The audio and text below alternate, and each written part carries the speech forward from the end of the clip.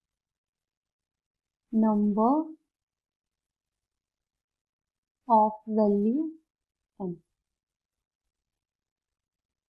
ठीक है, सो क्या हो जाएगा, जो a है, a इज लिमिट पॉइंट,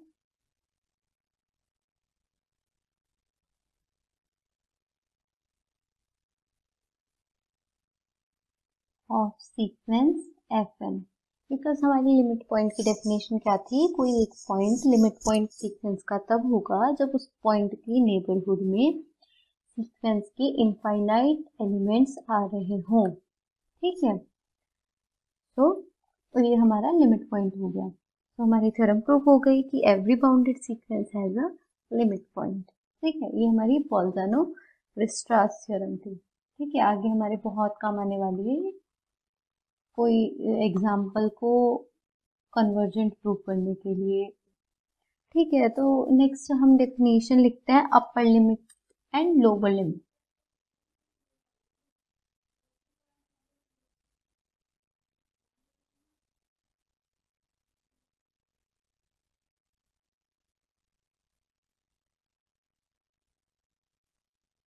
ठीक है, तो लिखते हैं we know that a bounded sequence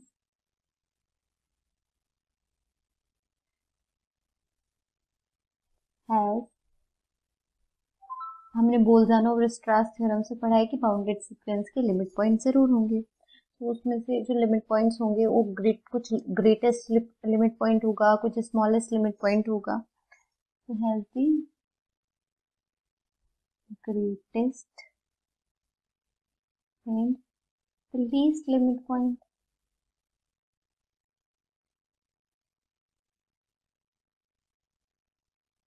ठीक है, तो जो ग्रेटेस्ट लिमिट पॉइंट होगा उसको हम कहेंगे अपर लिमिट, एंड जो छोटा वाला लिमिट पॉइंट होगा, जो सबसे छोटा लिमिट पॉइंट होगा, उसको हम कहेंगे लोअर लिमिट। ठीक है, so the greatest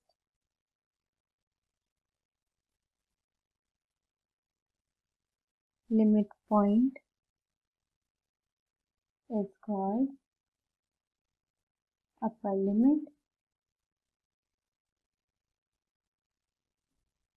and the least limit point is called lower limit।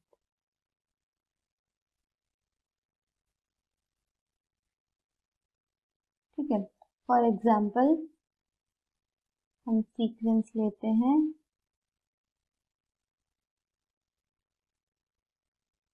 Same sequence जो हम एग्जाम्पल्स के तौर पे यूज करते आ रहे हैं अब तक। तो क्या हो जाएगा, इसकी जो लिमिट पॉइंट्स होंगे 1 होगा और -1 होगा। ठीक है, हमने अभी पीछे देखा था कि इसके 1 और -1 लिमिट पॉइंट्स होंगे। इसकी लोअर लिमिट क्या होगी, -1, एंड इसकी अपर लिमिट क्या होगी, 1, बिकॉज सबसे छोटा जो लिमिट पॉइंट है वो -1 है एंड सबसे बड़ा लिमिट पॉइंट 1 है। ठीक है, नेक्स्ट अब हम एक थ्योरम लिखते हैं, every bounded sequence with a unique point is convergent. ठीक है,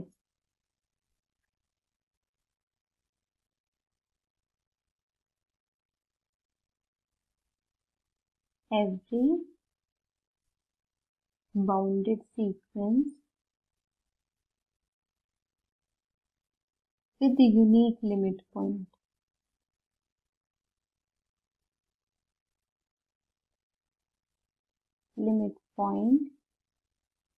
is convergent।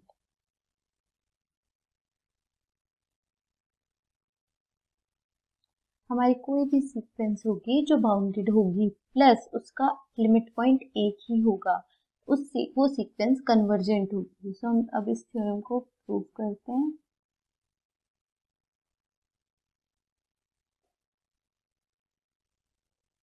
Late E with the only limit point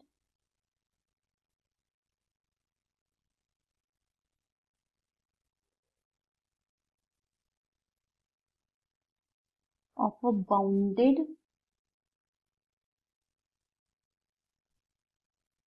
sequence fn। तो हमें प्रूफ क्या करना है कि जितनी भी बाउंडेड सीक्वेंस है जिनका एक लिमिट पॉइंट है, सिर्फ एक लिमिट पॉइंट है, वो कन्वर्जेंट होगी। तो हमने एक सीक्वेंस ले ली fn जो बाउंडेड है और उसका हमने एक लिमिट पॉइंट ले लिया a, ठीक है। Then for every epsilon greater than 0 there exists m belongs to n such that fn belongs to a minus epsilon a plus epsilon for all n greater than equal to n। why? a जो है वो limit point है sequence का, ठीक है। तो इसका मतलब क्या है कि जो a है उसके नेबरहुड में infinite numbers of elements of sequence आएंगी, ठीक है। सो कोई ना कोई n तो ऐसा एग्जिस्ट करेगा जिससे बड़े सभी n के लिए जो वो fn है वो बिलोंग करेगा उसके नेबरहुड में। बिकॉज अगर ऐसा नहीं होगा सो इनफाइनाइट नंबर्स ऑफ एलिमेंट नहीं बिलोंग कर सकते a के नेबरहुड में, ठीक है। समझ आ गया ये ऐसे क्यों लिखा हमने, ठीक है। तो अब लिखते हैं a being the only limit point of sequence, limit point of sequence, so there can exist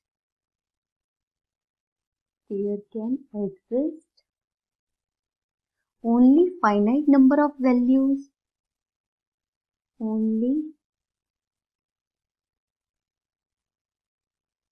finite number of values, कह देते हैं हम m1 m2 m3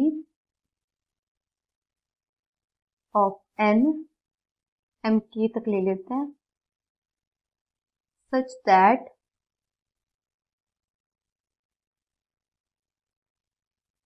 corresponding terms, that means जो fm1 होगी fm2 होगी fm3 होगी वो बिलोंग नहीं करेगी इस नेबरहुड से, ठीक है। तो हम लिख लेते हैं such that corresponding terms of sequence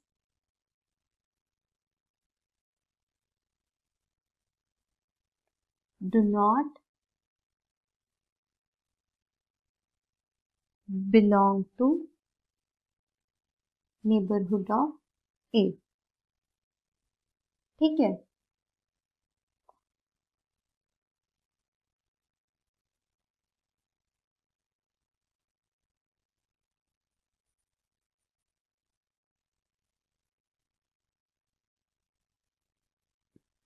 तो जो ये है जिनके लिए जो फाइनाइट टर्म्स है वो बिलोंग नहीं कर रही हैं a minus epsilon a plus epsilon में, तो जो ये नेचुरल नंबर्स हैं उनमें से हम ग्रेटेस्ट मान लेते हैं m माइनस 1 है सपोज, ठीक है। तो let m minus 1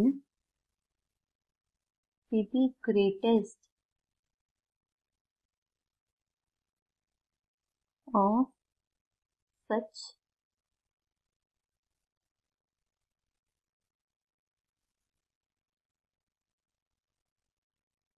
values of n for which corresponding terms of sequence do not belong to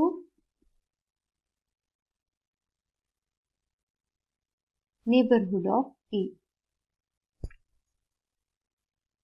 ठीक।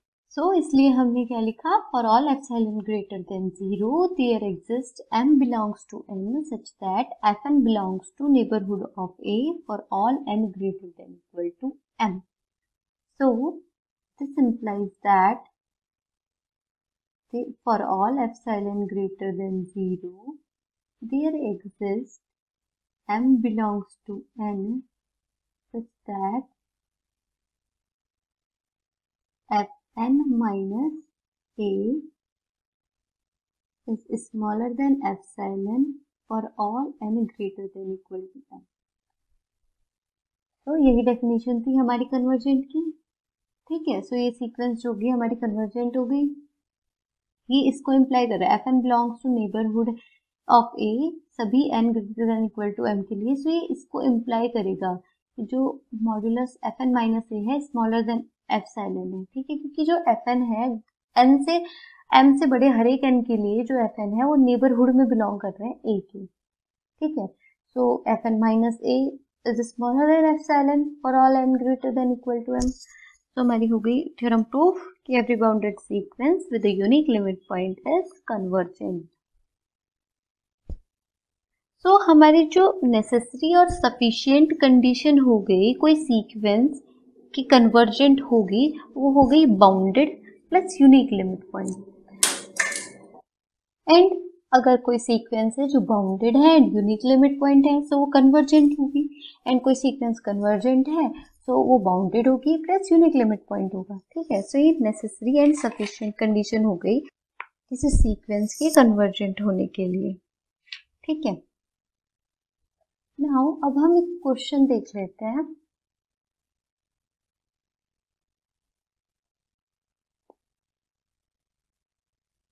क्वेश्चन क्या है,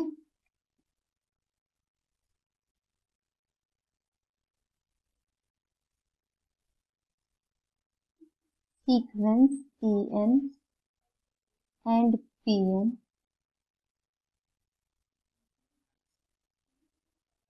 are sequence of real number or real number, then prove that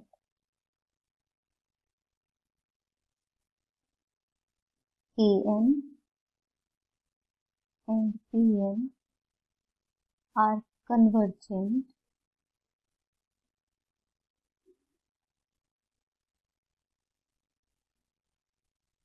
where b1 is smaller than a1 and an plus 1 is equals to an plus bn by 2 and bn plus 1 equals to an multiply bn. ठीक है, सो हमें दो sequence दी हुई है an and bn. ठीक है, real number की sequence है ये. तो हमें प्रूव करना है कि ये दोनों कन्वर्जेंट होगी. जहाँ हमें कुछ कंडीशंस दी हुई है कि bn और an कैसी होंगी. तो जो फर्स्ट टर्म है an की वो बड़ी है first term of bn, that is a1 greater than b1. And दो हमें कंडीशन ये दी nth टर्म के लिए रिलेशन दिया हुआ है an और bn में. ठीक है, nth और n प्लस 1th टर्म के लिए रिलेशन दिया हुआ है. तो मैं इनकी हेल्प से हमें प्रूव करना है कि ये जो सीक्वेंस है an और bn वो कन्वर्जेंट होगी. करते हैं हमको. हमें एक इनइक्वालिटी पता है कि जो अर्थमेटिक मीन होता है वो हमेशा ज्योमेट्रिक मीन के से बड़ा होता है. That is arithmetic mean is greater than equal to geometric mean. ठीक है, सपोज nth टर्म है an की एंड nth टर्म है bn की. उनका हम अर्थमेटिक मीन और ज्योमेट्रिक मीन अगर कैलकुलेट करेंगे, अर्थमेटिक मीन क्या आएगा हमारा a plus an plus bn by 2 and geometric mean क्या आएगा an bn by an bn under root. ठीक है, तो हम यहाँ लिख देंगे an plus bn upon 2 is greater than equal to under root an multiply bn। And हमें दिया क्या है, an plus bn upon 2 an plus 1 के इक्वल है। दैट मीन्स n प्लस 1 एक टर्म है जो सीक्वेंस an की वो ग्रेटर देन हो गई, ग्रेटर देन इक्वल टू हो गई n प्लस 1 एट टर्म ऑफ bn, बिकॉज हमें यही दिया है। ठीक है, bn प्लस 1 क्या है, under root an multiply bn। So हमने an प्लस bn अपॉन 2 और under root an multiply bn की वैल्यू रख दी यहाँ पर। ठीक है, सो हमारी जो सीक्वेंस an है और जो bn सीक्वेंस है उनमें हमारे पास रिलेशन आ गया कि an हमारी बड़ी होगी bn से। ठीक है, ठीक है, हर एक n के लिए होगा। तो an is greater than equal to bn. This implies that an plus हमारा क्या है, an प्लस 1 हमारा क्या है, an plus bn upon 2 smaller than हो गया an प्लस an बाई 2। हमने क्या कर दिया, an बड़ा है ना, an की हर एक टर्म जो सीक्वेंस है an उसकी हर एक टर्म bn की सीक्वेंस के हर टर्म की से बड़ी आ गई। तो हमने यहाँ bn को an से रिप्लेस कर दिया और इनइक्वालिटी लगा दी कि an plus an by 2 is greater than equal to an plus bn by 2। ठीक है, because an is greater than equal to bn। ठीक है, थोड़ा सा स्पेस कर लेते हैं।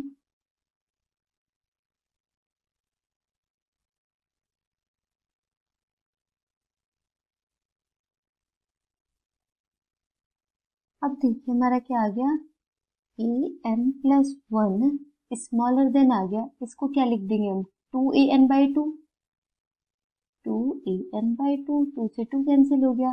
सो an प्लस हमारा स्मॉलर देन इक्वल टू आ गया an।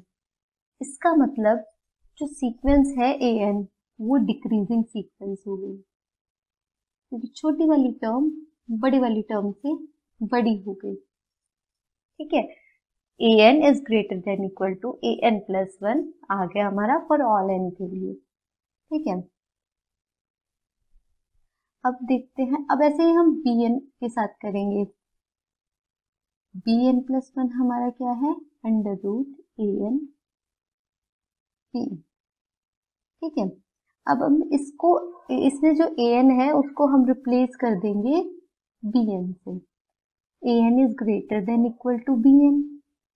ठीक है, तो हम इनइक्वालिटी लगा देंगे एंड an को हम रिप्लेस कर देंगे bn से। Greater than equal to bn bn। ठीक है, सो ये क्या आ गया हमारा bn का होल स्क्वायर अंडर रूट आ जाएगा, तो इसको हम bn लिख देंगे। तो इसमें क्या आ गया, bn plus 1 is greater than equal to bn for all n। सभी n के लिए सेटिस्फाई होगा ना ये तो इसका मतलब क्या हो गया, जो bn है वो इंक्रीजिंग सीक्वेंस होगी, बिकॉज bn प्लस 1 बड़ा हो गया bn से हर एक n के लिए। ठीक है, अब देखिए an है वो बड़ी है bn से एंड bn इंक्रीजिंग सीक्वेंस है। इसका मतलब जो छोटी टर्म होंगी वो ऐसे होंगी 2b1। ठीक है, सो an जो हो गई वो b1 से भी बड़ी हो गई। This implies that an is greater than equal to b1।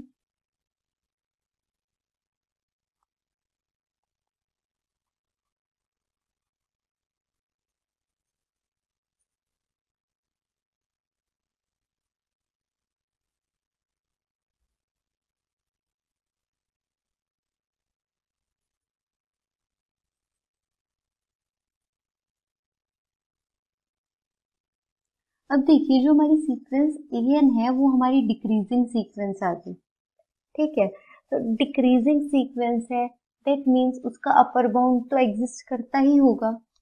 ठीक है, वो बाउंडेड कोई भी डिक्रीजिंग सीक्वेंस हमारी होगी, देखिए कोई भी सीक्वेंस हमारी होगी जो डिक्रीजिंग है, सबसे बड़ी टर्म सबसे पहले आ रही होगी, ठीक है। तो जो और फिर उसके बाद हमारी से छोटी टर्म्स आनी स्टार्ट हो जाएंगी, ठीक है। तो इसका मतलब वो बाउंडेड अबव तो होगी, ठीक है। एंड यहाँ पे हमें क्या मिल गया, a N is greater than equal to b one for all n. इसका क्या मतलब हो गया, बाउंडेड बिलो भी हो गई ए एन, ठीक है।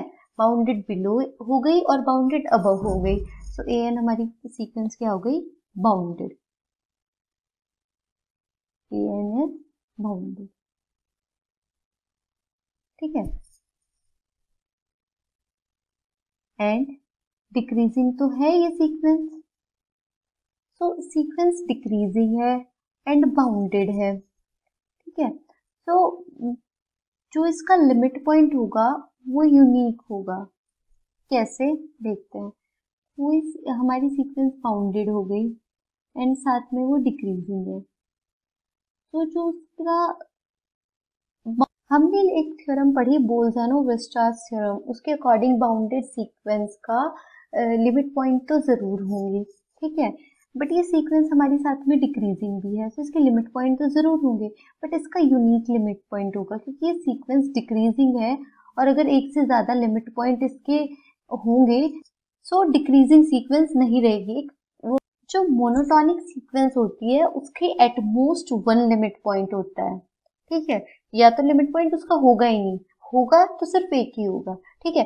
ये मैं अभी प्रूव कराऊंगी, पहले ये क्वेश्चन कर लेते हैं, ठीक है। तो क्या होगा हमारा, a N is bounded and decreasing, so a n has unique limit point,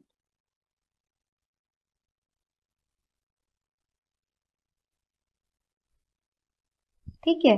and हमने लास्ट थ्योरम क्या पढ़ी थी, every bounded sequence which has unique limit point is convergent. This implies that an is convergent. Similarly हम bn के लिए देखते हैं।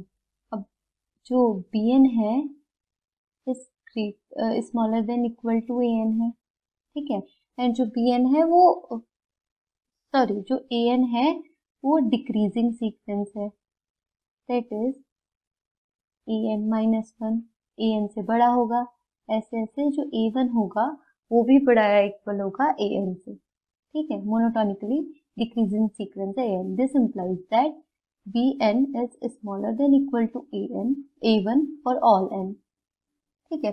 अब bn है वो इंक्रीजिंग सीक्वेंस है, दैट मीन्स उसका लोअर बाउंड तो होगा, लोअर बाउंड एग्जिस्ट करेगा, वो बाउंडेड बिलो होगी। एंड हमारे पास यहाँ a1 ऐसा एग्जिस्ट कर रहा है which is greater than equal to bn for all n, that means हमारे पास जो bn का है वो अपर बाउंड भी एग्जिस्ट कर गया, ठीक है। हमारे पास कोई ऐसा नंबर एग्जिस्ट कर रहा है जिससे छोटी हमें सीक्वेंस की टर्म मिल रही है bn में, ठीक है। So bn is smaller than equal to a1 for all n, ठीक है। सो जो bn है वो हमारा बाउंडेड बिलो भी हो गया एंड बाउंडेड अबव भी हो गया। सो bn जो सीक्वेंस होगी वो बाउंडेड सीक्वेंस होगी, bn is bounded and increasing also। And अभी जैसे मैंने बताया मोनोटॉनिक सीक्वेंस चाहे वो डिक्रीजिंग हो चाहे वो इंक्रीजिंग हो, अगर वो बाउंडेड है तो वो कन्वर्जेंट हमेशा होगी, ठीक है। This implies that Pn is convergent। अब इनकी लिमिट देखते हैं, लिमिट क्या होगी। सो हमें गिवन क्या था कि an plus one equals to an plus bn by two and bn plus one equals to under root an multiply bn। अब let limit n tending to infinitive an equals to L1 and limit of bn equals to L2। अब क्योंकि convergent sequence हो गई A N और B N, तो उनकी limit exist करेगी। तो हमने ए एन की लिमिट एल वन मान ली और बी एन की लिमिट एल टू मान ली। अब ए एन की लिमिट हमने एल वन मान ली, तो limit A N N tends to infinitive equals to L one है, तो limit N tends to infinitive A N plus one भी एल वन ही होगी। ठीक है, ऐसे ही limit n tending to infinitive b n plus one भी l two होगी, क्योंकि limit b n l two है। ठीक है, अब ये हम यहाँ पर करते हैं, तो लिमिट लगा देते हैं हम। Limit N tends to infinitive A N plus one equals to limit N tends to infinitive, यहाँ पर लिखते हैं, तो हमारा क्या हो जाएगा, लिमिट लगा देंगे जब हम, जो हमें गिवन था ए एन प्लस वन और बी एन प्लस वन, और ए एन बी एन में जो रिलेशंस गिवन थे उनमें हम लिमिट लगा देंगे। Limit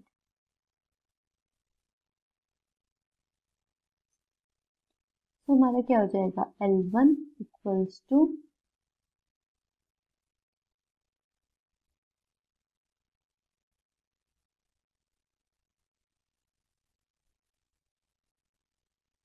L1 plus L2 by 2. This implies that 2L1 equals to L1 plus L2. This implies that L1 equals to L2. तो कुछ इस टाइप की अगर हमें सीक्वेंस गिवन होगी A N and B N, जिसमें ये जो हमें क्वेश्चन दिया था वो सब जो रिलेशन थे वो सेटिस्फाई होंगे, तो जो दोनों सीक्वेंस कन्वर्जेंट होगी एंड साथ में उनकी जो लिमिट है दोनों सीक्वेंस की A N and B N की वो सेम होगी। ठीक है,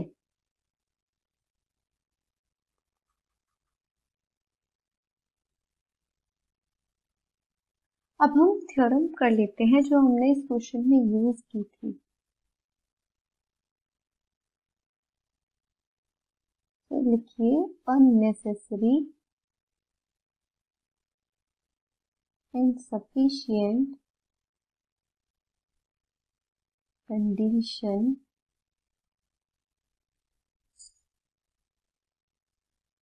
for convergence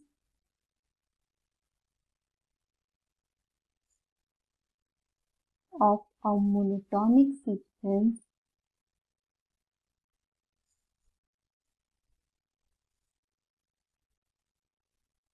is bounded। तो प्रूफ लिखते हैं इसका। नेसेसरी कंडीशन तो होगी सेटिस्फाई, क्योंकि हमारी जो कन्वर्जेंट सीक्वेंस होती है वो हमेशा बाउंडेड होती है। ठीक है, सो नेसेसरी तो हो गई सीधे सीधे। अब कन्वर्स हम उसका प्रूफ कर देते हैं, लिख लेते हैं। द कंडीशन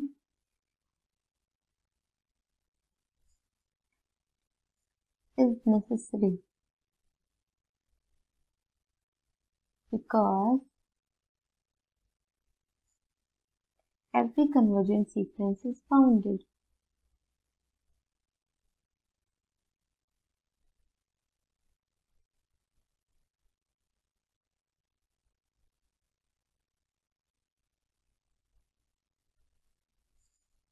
ठीक है, now conversely let a bounded sequence, let Fn be a bounded sequence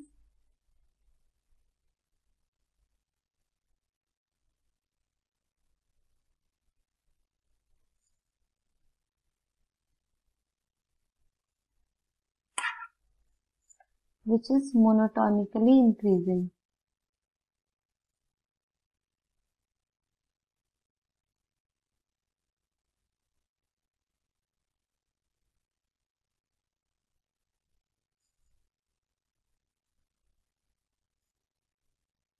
and S be the range set of Fn।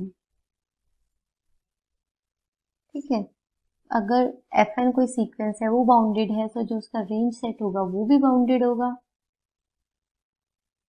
which is bounded.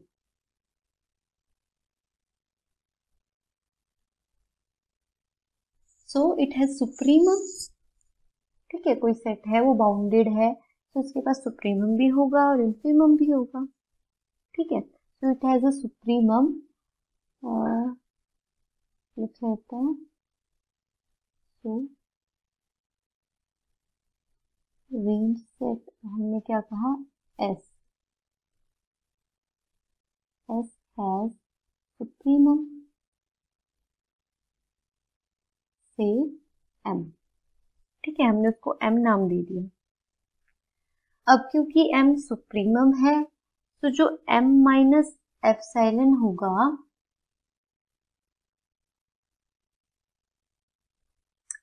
now since M minus epsilon, क्योंकि M supremum है तो जो M minus epsilon है M से छोटा होगा. ठीक है, so there exists at least one element, one number, suppose हम Sn कह लेते हैं, belongs to S such that Sn is greater than M minus epsilon and smaller than M. क्योंकि जो M है वो सुप्रीमम है. ठीक है, तो एक नंबर तो एटलीस्ट एग्जिस्ट करेगा, उससे छोटा कोई भी नंबर, हम M माइनस एप्सिलॉन ले लेते हैं तो उससे बड़ा कोई एक नंबर तो एग्जिस्ट करेगा ना जो M से छोटा होगा. ठीक है, अब क्योंकि जो Fn है वो मोनोटोनिकली इंक्रीजिंग सीक्वेंस है तो Fn is greater than equal to Fm. Fm बड़ा होगा M माइनस एप्सिलॉन से. ठीक है, और all n greater than equal to M, क्योंकि ये इंक्रीजिंग सीक्वेंस है, ये कहीं भी डिक्रीज नहीं हो रही है. ठीक है, सो हमारे ये हो जाएगा. अब फिर से हम देखते हैं M जो है सुप्रीमम है तो जो Fn है वो M से छोटा हो जाएगा. ठीक है, एंड M छोटा हो जाएगा M प्लस एप्सिलॉन से फॉर ऑल n. ठीक है, तो हमारा क्या हो गया, जो Fn हो गया वो बड़ा हो गया M माइनस एप्सिलॉन से एंड छोटा हो गया M प्लस एप्सिलॉन से for all n greater than equal to M. This implies that Fn minus M is smaller than equal to epsilon, smaller than epsilon, smaller than epsilon for all n greater than equal to M. ठीक है, तो ये तो हमारी definition है. कोई sequence convergent कब होती है, जब for all epsilon greater than 0 there exists M such that Fn minus M is smaller than epsilon for all n greater than equal to M. ठीक है, तो ये सीक्वेंस हमारी कन्वर्जेंट हो गई. Hence the sequence is convergent.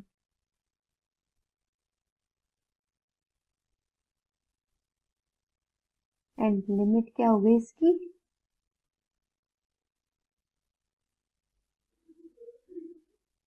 M जो हमारा supremum था वो लिमिट हो गई. सिमिलरली हम प्रूव कर देंगे फॉर मोनोटोनिकली डिक्रीजिंग सीक्वेंस के लिए. मोनोटोनिकली डिक्रीजिंग सीक्वेंस में हम सेम करेंगे बिल्कुल, पर उसकी जो लिमिट आएगी वो हमारी क्या आएगी, जो हमारा इन्फीमम होगा. इसमें हमने सुप्रीमम लिया, उसमें हम इन्फीमम लेंगे. ठीक है, तो प्रूफ क्या हो गया, ये कोई भी बाउंडेड सीक्वेंस होगी और वो या तो मोनोटोनिकली डिक्रीजिंग हो या मोनोटोनिकली इंक्रीजिंग हो, तो उसका यूनिक लिमिट पॉइंट होगा, हेंस वो कन्वर्जेंट हो जाएगी. ठीक है, सो हमारे पास कोई, अगर हमें कोई सीक्वेंस है वो मोनोटोनिकली डिक्रीजिंग या इंक्रीजिंग है और हमें उसे कन्वर्जेंट प्रूफ करना है, सो हम ये थ्योरम लगा सकते हैं कि हम उसको इंक्रीजिंग दिखा दें या डिक्रीजिंग दिखा दें प्लस बाउंडेड दिखा दें. ठीक है, एंड उसको कन्वर्जेंट दिखा देंगे. एंड अगर वो मोनोटोनिकली इंक्रीजिंग सीक्वेंस है देन हम उसका सुप्रीमम निकाल लेंगे, उसका जो रेंज सेट है उसका सुप्रीमम निकाल लेंगे क्या होगा, तो उस पर कन्वर्ज करेगी. एंड अगर मोनोटोनिकली डिक्रीजिंग सीक्वेंस है देन हम उसका इन्फीमम निकाल लेंगे, तो वो इन्फीमम पर कन्वर्ज करेगी अपने। ठीक है, तो आज के लेक्चर में हम इतना ही करेंगे। नेक्स्ट लेक्चर में हम पढ़ेंगे limit superior, limit inferior etcetera. ठीक है, थैंक यू।